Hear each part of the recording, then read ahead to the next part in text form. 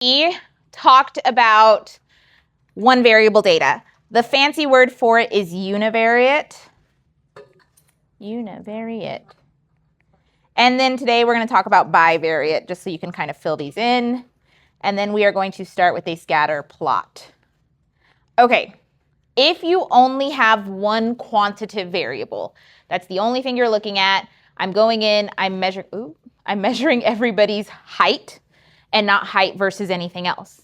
That was when we collected one number from everyone else, or from everyone in our sample, and then we graphed it using a box plot, a histogram, a stem and leaf plot, a dot plot, because we only had one piece of data for every single person.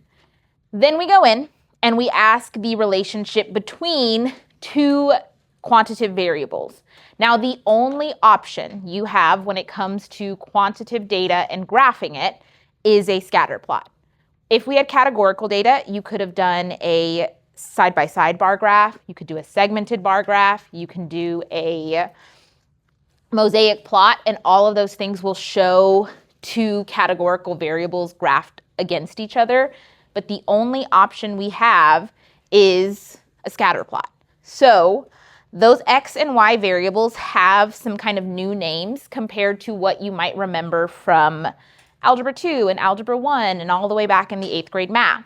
So I'm going to kind of fill that in. We have for our X variable, and I'll come back up and fill in the other stuff. You may be used to referring to your X variable as the independent variable and your Y variable as the dependent. Now, this vocabulary is still completely fine. However, in statistics, independent has a kind of different meaning compared to what you may have seen in Algebra 1 and Algebra 2. Really, when we say something is independent, that means we're referring to it being not associated. Now, yes, it can still be used to describe an X variable, but if you see the question, are these two, and it's normally categorical data because that's how we check, are these two categorical variables independent or not? You're looking at, are they associated or not? So in statistics, this vocab changes, and they change it to be the X variable is the explanatory, and the Y variable is the response. So we have our explanatory variable and our response variable. They will use this language, 100% guaranteed. If you get a question, eventually we'll get to experimental design, where they ask you and they describe this whole situation of how they're going to see, does sunlight affect plant growth? The explanatory variable will be the amount of sunlight a plant gets. The response variable is how much does it grow in whatever time period you're looking at. They have had questions where they've asked, simply identify the explanatory and response variables from this experiment. And you just have to go in and say, it's this and this. Now, the only thing that you just have to be careful about is that you understand which one is which. And it hopefully, with the terminology that they picked, makes sense, because you're trying to change X in order to get a response from Y. And it's the same type of relationship that you've been doing since, again, 8th grade math. Now, a lot of the time, you will have a very clear, I want to see if this variable is causing this variable. So in this case, for the scatter plot example that we have, they are trying to compare arm span to height.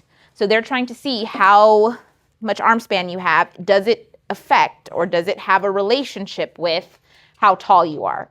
But this is a variable where you could also flip the X and the Y axis and it would still make sense. So there are things like sunlight and plant growth where the X-axis variable wouldn't really make sense if it was plant growth, like you're not going in reverse and kind of predicting sunlight. But you get to pick most of the time. Ideally, you're probably not actually graphing this yourself. They're going to give you scatter plots and you're going to talk about them. This is one of those things where they are going to expect you to say some things without really going forward and actually asking you to identify them. So when it comes to interpreting a scatter plot, remember we talked about categorical data. You can really only talk about there's more people in this bar than that bar, or the most people are, with us, we did Republican and Democrats in the regions for the 2020 election.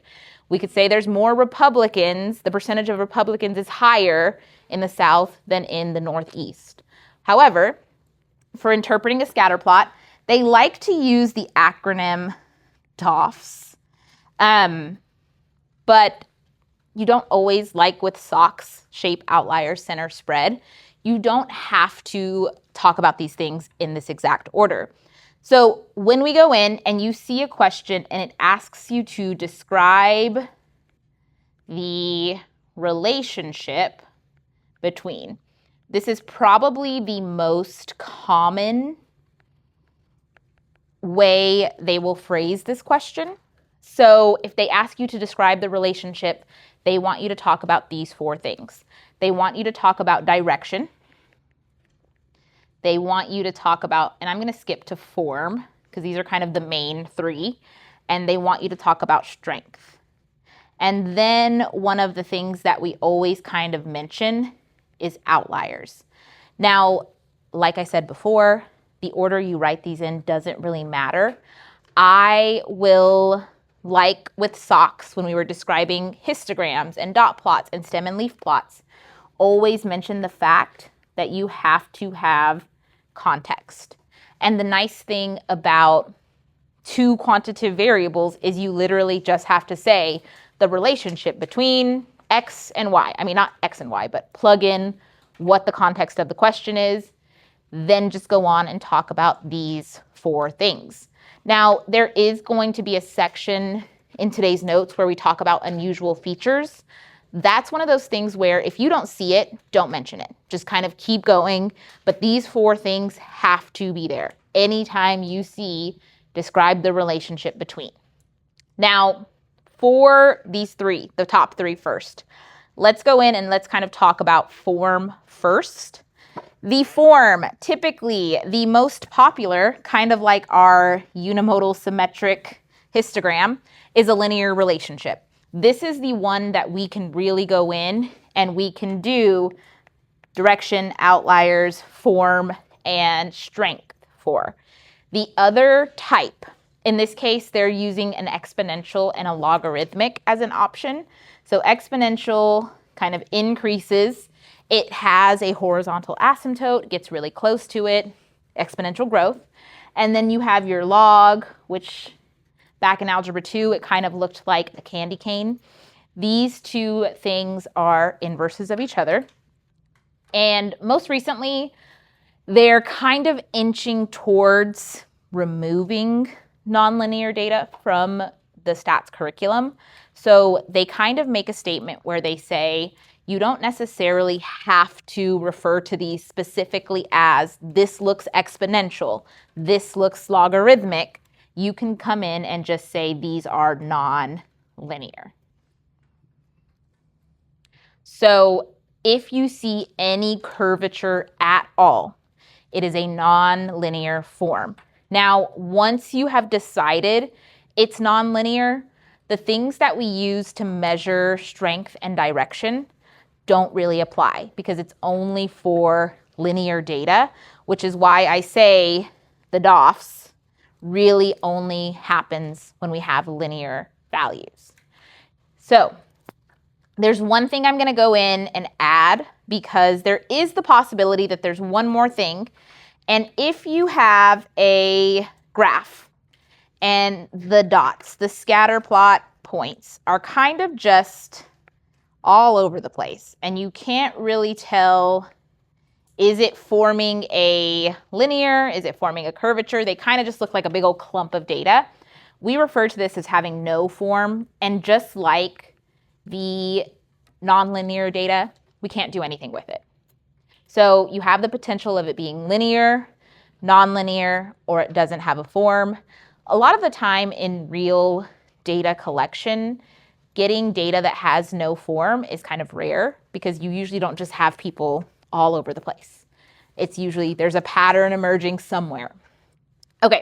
So once you have figured out that it's linear, because that's kind of like the one we can really talk about, once we figured out it's linear, we can go in and we can kind of determine direction. And for my people who did really, really well in Algebra 1, you can refer to this as a positive slope and a negative slope. Sometimes it's going to look a lot better than other times, and that's going to have to depend on the strength of the relationship. So if your relationship is really strong, the points are going to look more in line than they would if your relationship is really weak. So again, first thing you're deciding, is it linear? Is it nonlinear? Then we can go in and say, okay, does it have a positive slope? Does it have a negative slope? Then we can go to strength. Now, for scatter plots alone, you really can only just visually kind of guess what you think it is. You'll notice for the weak kinds of graphs, I like to talk about this as distances away from the linear regression. If I were to go in and kind of draw a line to every single one of my data points, I'm going to have a lot of difference between the points, the actual data values, and the linear regression. If I kind of do the same thing here, and I draw my linear model, again, this is me just estimating it. It could be slightly different if we actually calculated it. I could go in and I could kind of see that, yes, I still have some differences between my data points and the linear regression, but for the most part, a lot of the data points fall almost on the line, which is making it a little bit more moderate. And then you go all the way down to your strong, and if you go in and you start to calculate these distances, they should look a lot smaller than something that was weak. Now, because it is just a visual, I think it looks strong, I think it looks weak, as long as you're not saying the completely wrong thing, they're going to give you credit for it on the AP exam. So as long as it doesn't look like the right graph and you call it weak, they're going to say okay. Now, with that being said, I wouldn't go the route of just calling everything moderate to kind of be in the middle of the two. But if you look at these, and we will start looking at some questions from the AP exam to kind of see how they ask them, it's very clear. Like you're going to have very clear points that are really close to a line. You're going to have some that are a little bit far off. And then for weak, they're going to look really different. And it won't happen today, but when we make our scatter plots in our calculator, we can go ahead and put our linear regression on top of the scatter plot. And that'll kind of show us, again, those actual differences between the data points and the linear regression. This distance, just to kind of front load a word, this is referred to as a residual. So that value where you have your actual value and your predicted value is always going to be referred to as a residual in stats. So what is left over? Sometimes they're positive, sometimes they're negative. We'll get into that once we start making our linear regressions. Okay, so we have form, direction, strength. Outliers we'll kind of talk about in just a second with something else, but I want to go in and I want to make a scatter plot. So I picked a scale that was going to kind of spread things out. You don't have to use the exact same scale as me. You could just do literally 0, 1, 2, 3, 4, 5, 6. I did try that in first period and everything was kind of squished, which is why I expanded my scale a little bit. So I'm going to go in and I'm going to plot my points. Remember, it is an x coordinate, y coordinate. X is horizontal shifts, y is your vertical shifts. So I'm going to go in and try to plot everything.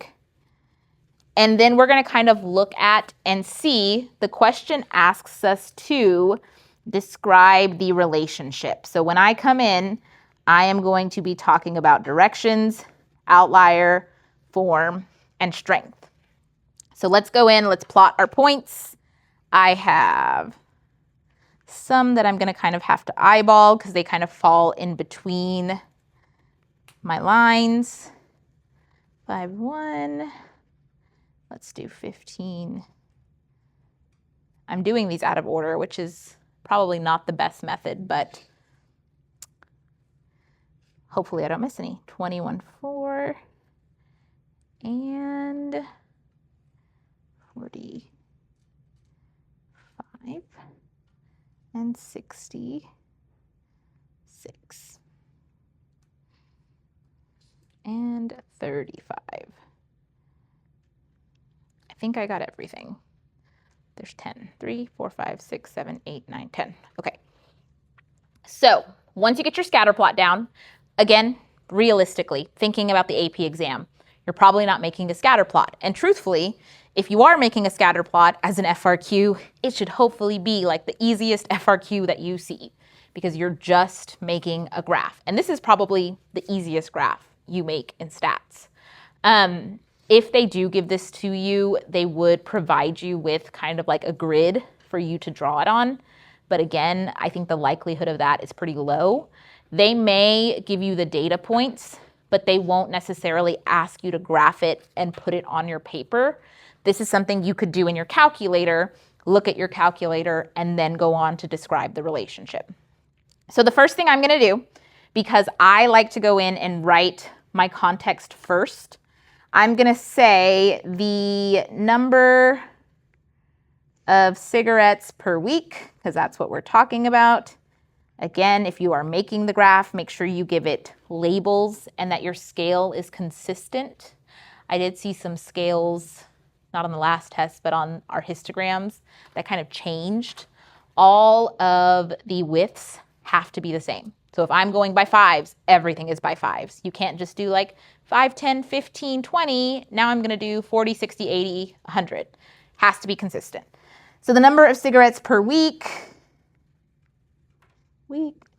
and number of doctor visits per year.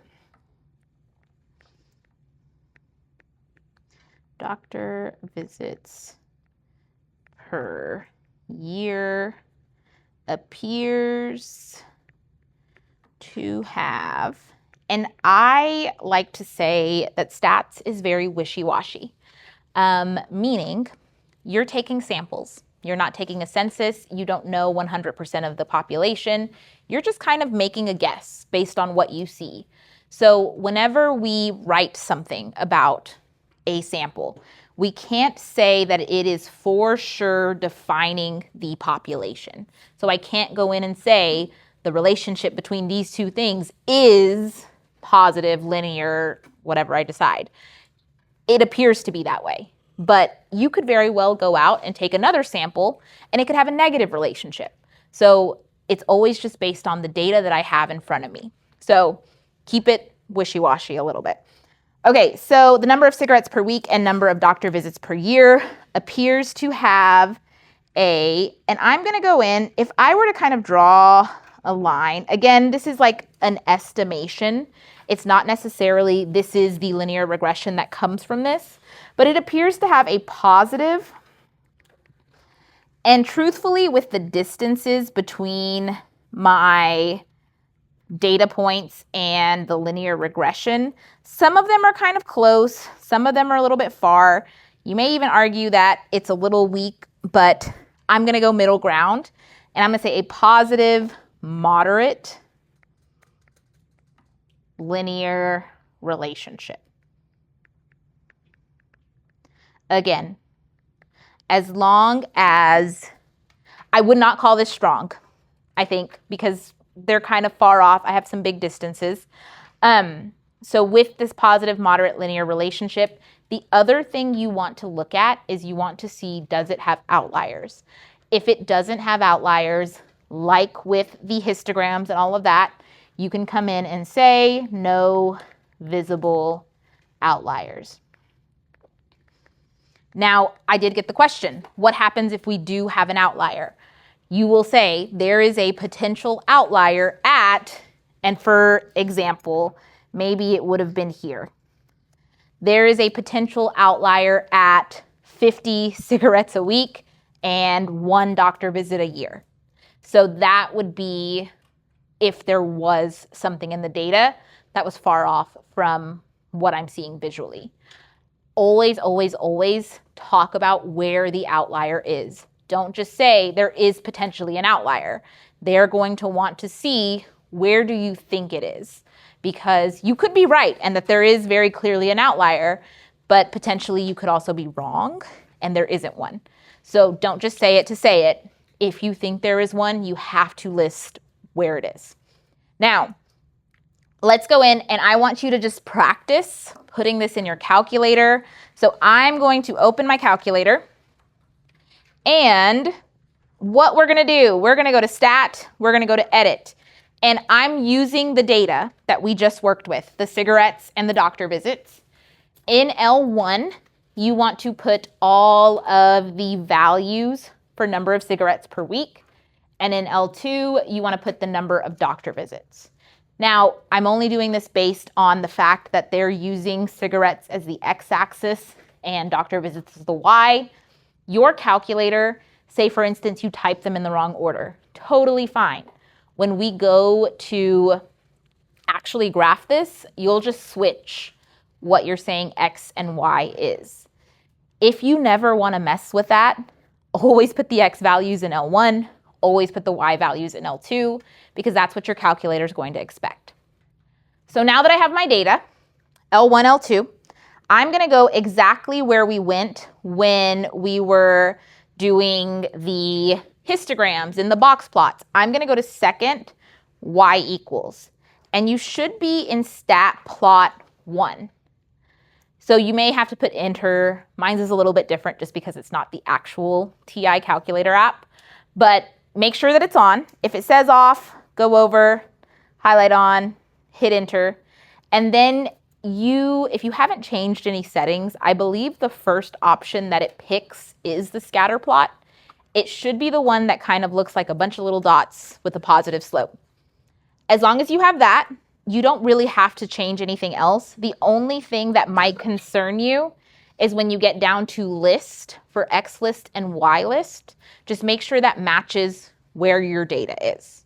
Now, say for instance, you flipped it and accidentally put your Y values in L1, your X values in L2. You can just change that by hitting second and whatever number you want. So if I want to change L1 to L2, I'll just hit second, number 2. And then the magic button for graphing is zoom 9. If you are ever trying to graph anything in stats, that is the magic. It will do its best to fit a good window. Now again, mine probably looks a lot different than what yours does, but you should see a scatter plot that hopefully looks like what you had on your paper. It should kind of show that this does look to be fairly linear. Truthfully, with the scale that my calculator has chosen, it looks to be a little bit stronger than what actually ended up on my paper, which is why one of the things that we usually advise, if you have the data, plug it into your calculator, kind of see what it looks like, because most of the time you're not going to be graphing it on the AP exam. So if I can put it quickly in my calculator and see, okay, that looks positive, that looks strong, or moderately strong, whatever you want to say, it makes it a lot easier than having to be like, okay, well, let me draw a quick picture. If they don't require the graph, I always do it in my calculator because I don't want to write it down if I don't have to. So here's my scatter plot. We will eventually get to how to do the linear regressions and how to put them on your graph on your calculator. But for now, we're going to kind of just close it out on creating the scatter plot. Now, the last couple of things. So unusual features, there are 2 that I usually say, if you don't see it, don't mention it. Technically, we could go in and say, if I have a multiple, like a good chunk of my data is clustered together, I can say there appears to be a cluster of data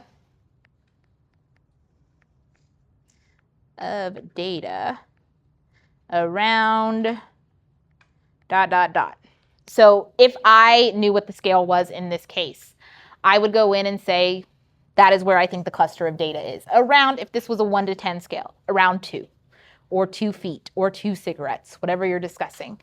If I see a noticeable gap, And I'm going to make something that says, like, make sure it's a large gap. If you have, like, 2 data values that don't have points on it, that's not something that's going to make a huge difference. But if I have a big jump in between my linear regression, my linear points, or my data at all, then I'm going to talk about it. So same idea, we could go in and say there is a gap in the data. And this is just if it's there. I want to kind of give you a prompt for what you can write.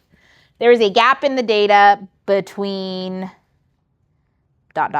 between 3 and 5. Again, I don't have units, but I would go in and talk about where that gap in the data is. Now, the most commonly misused thing, well, this and kind of something else that actually relates to it, is an influential point.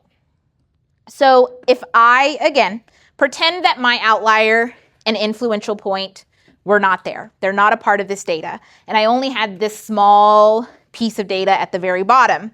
If I go in and I just had those points, most likely my linear regression probably looks something like that.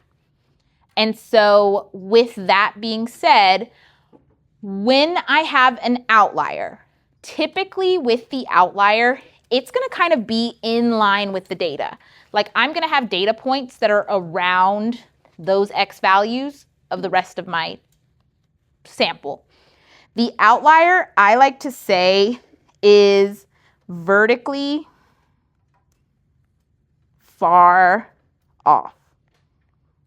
So horizontally, x-axis wise, it's in line with what you expect to see.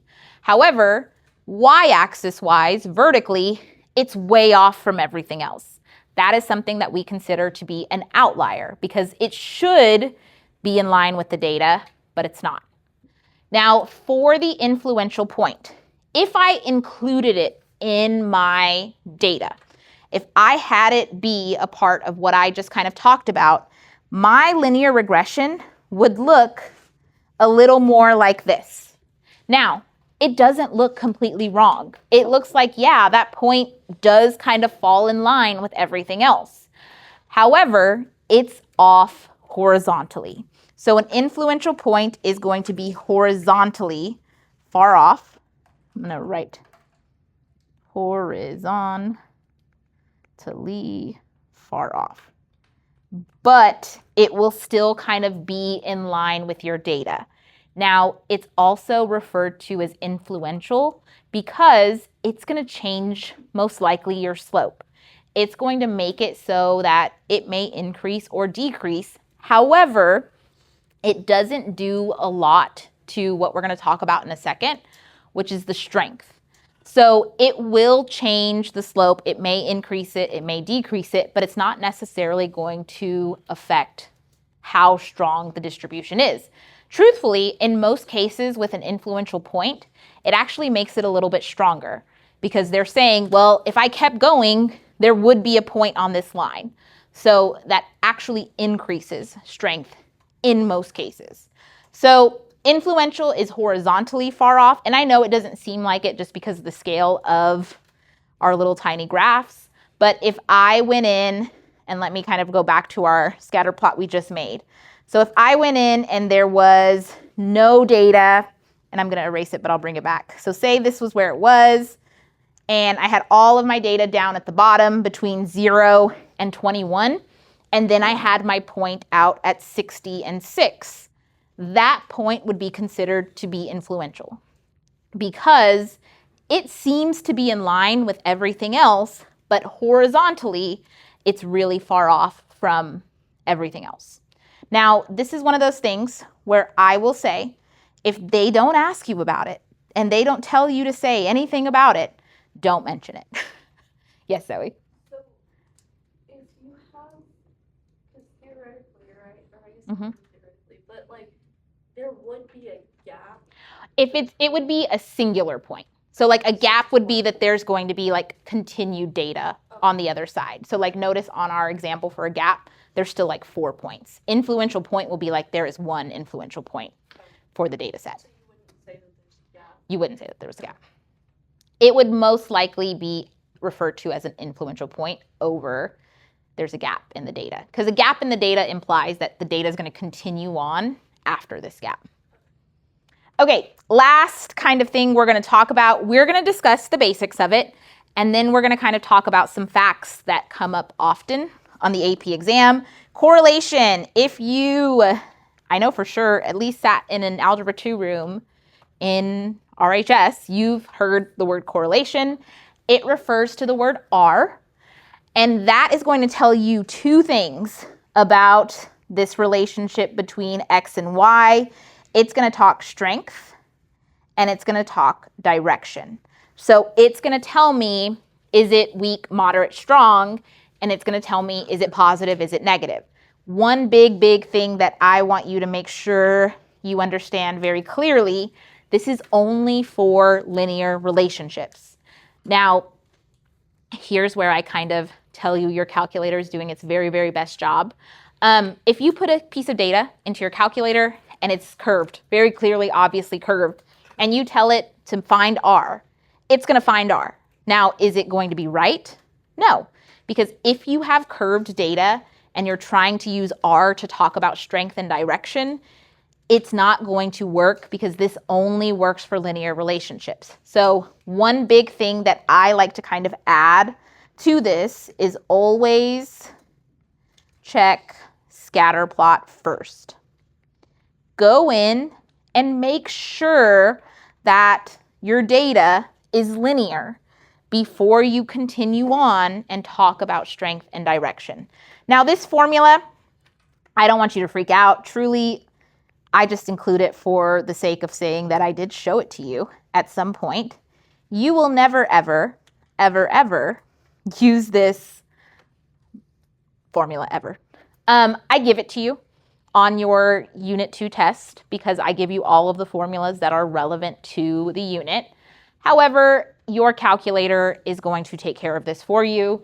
It's one of those things like standard deviation. It would take too long to calculate it by hand, and your calculator does it in like a nanosecond. So we don't ever actually use the formula. Now, one thing I will point out is it's going in and it's using z-scores to kind of figure out how strong and what direction these X and Y values have relationships. So it finds the z-scores for X and it finds the z-scores for Y.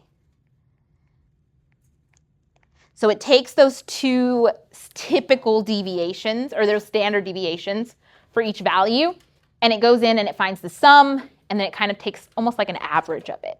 So correlation, just know the formula is there.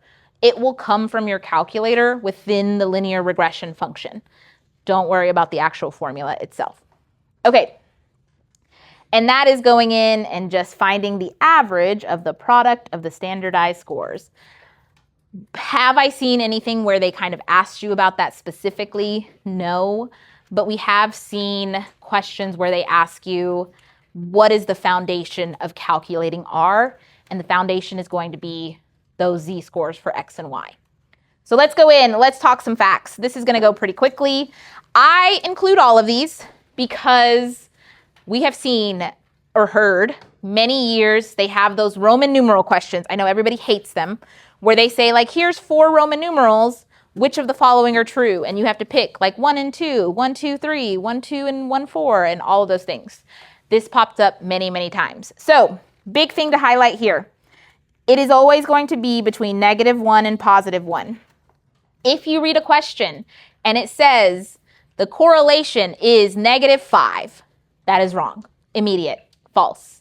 It has to be between -1 and +1.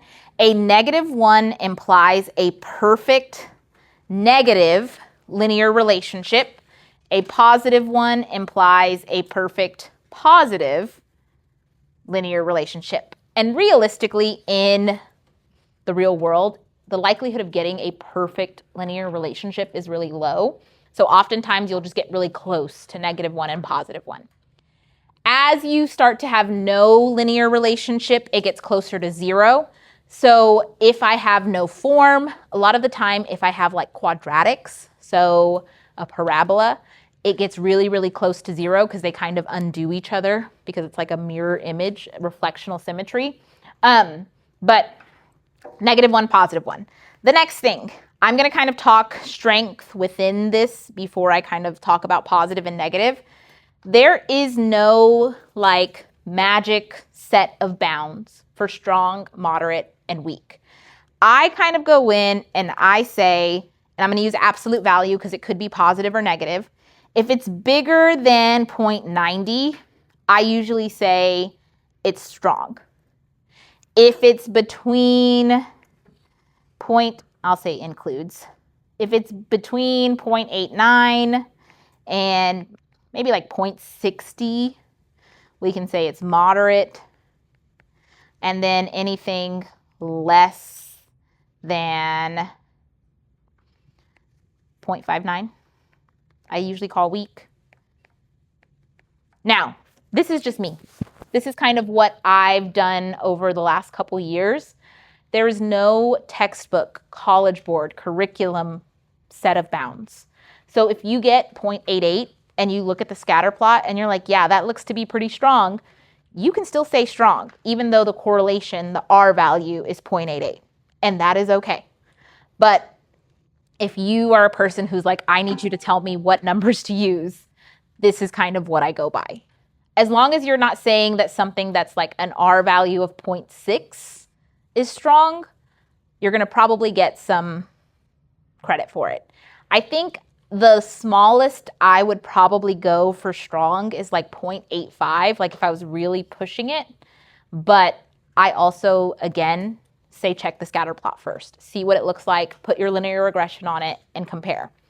Now, to kind of breeze through these, now that we talked about that, we have, if I drew a linear regression, we got a lot of vertical distance between the actual values, and the line is going to represent predicted values. We have 0.5, which they're getting a little bit closer, but they're still kind of far off. That's probably a moderate. And then we have our strong once I get my points very, very close. So pay attention to two things, because in your practice today, it's going to ask you to kind of match the correlation to the graph. First, kind of decide, is it positive, is it negative, and then go in and pick between the ones that they give you. Is it going to be strong, weak, moderate? Okay, for the fact 3, it's basically the same thing. I just like to give you some visual representations of what these things could look like. I have my strong on the left. So again, just because it's negative and it's more negative does not mean that it's weaker. It's like you're taking the absolute value. The closer you get to +1 and -1, the stronger a relationship you have. Now, for the last couple of things, this is truly only for those Roman numeral problems because they come up for correlation more often than we would expect. So I like to cover them so that you see them, and hopefully this is a question you get right on the multiple choice. So for fact number 4, correlation describes only linear relationships. So even though this sweet baby quadratic looks perfect, perfect symmetry, great, wonderful, it's a perfect quadratic relationship. A lot of people want to go in and they want to say that it's going to have a correlation of -1 because it's reflected, it's facing downward, and it looks to be everything's in line. However, because it is not linear, it's actually going to have a correlation of 0 or really close to 0 because it is not a linear relationship. Now, I do kind of add a little asterisk to this. If I have an exponential function, and so say for instance, it kind of looks like this, where it kind of goes and it increases, it may not be super close to 0. So if I wanted to actually come in and draw a linear relationship with things like exponential and sometimes logarithmic, you actually could have your calculator give you something like 0.8, 0.85, maybe sometimes even 0.9. However, it's not a linear relationship. Thank you. So with these graphs, again, be very, very careful. Look at the scatter plot. If it's curved, that correlation value doesn't mean anything. Your calculator's doing its very best job. And it's gonna, if you put data in it and you say run a linear regression and give me an R value, it's gonna do it. However, it may not always be appropriate. So careful with the exponentials, especially the exponentials and logs. The last couple of things, just to kind of highlight some important things. They do not have units, and changing units is not going to affect correlation. So if I switch from feet to inches, that's not going to do anything to change the relationship between X and Y. Hello. I will? Okay, bye. So again, if I change my feet to inches, it doesn't change the fact that your arm span and your height are still the exact same. So changing units does not change the correlation. Again, it all kind of comes from those standardizing of values and turning them into z-scores. Switching explanatory and response will not change the correlation. So if I graph it differently and I put height on the x-axis and arm span on the y-axis, again, the relationship does not change.